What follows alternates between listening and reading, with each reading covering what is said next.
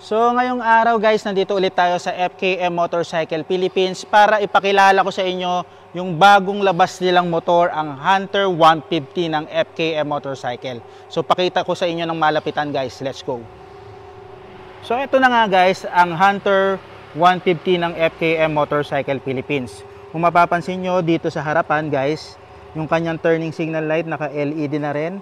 Meron dito siyang visor pero hindi siya adjustable. Tapos napakaganda yung kanyang daytime running light and then yung headlight. Kung mapapansin nyo, kamukhang-kamukha siya ng GS na BMW, di ba?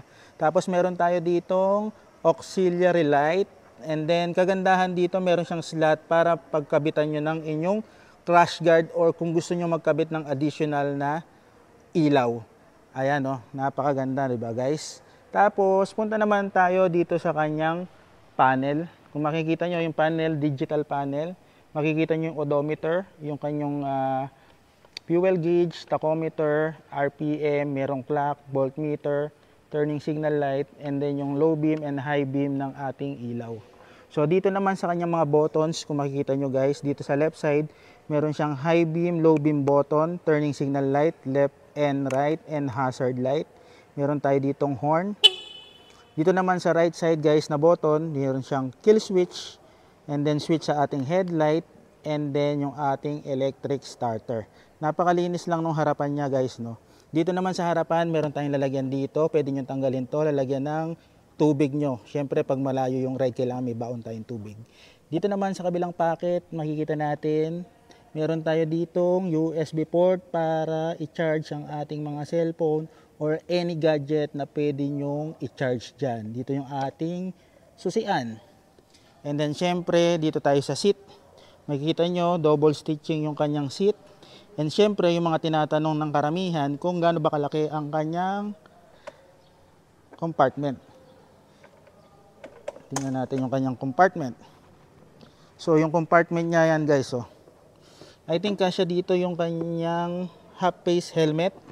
I think kasya dito yung half face helmet, and then yung kanyang tank dito na rin makikita sa ilalim ng upuan.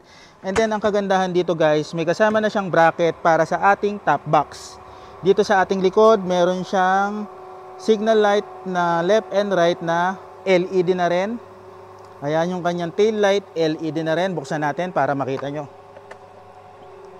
So ayan yung itsura niya guys, yung kanyang tail light. Ayan, naka LED. Tapos dito, naka-dual shock absorber.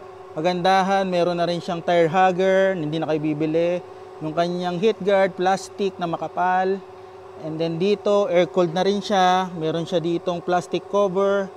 Ayan, yung kanyang decals na Hunter, naka-top coat, hindi siya mababakbak. Maganda yung quality ng pagka-plastic niya. And then dito sa harap, gano'n rin din, meron siyang kidlat and FKM logo. So yun guys. Ayan ang Hunter 150 ng FKM Motorcycle Philippines. Sa halagang 78,000 guys, mapapa sa inyo itong motor na ito. Ayan o, tingnan nyo, napaka-pogi, diba? Kaya kung gusto nyo nito guys, comment down lang kayo dito sa ating video para ma-assist ko kayo. Available nga pala sila sa financing, cash, and credit card. Muli, this is Eric Motovlog. Ride safe and God bless. Ciao!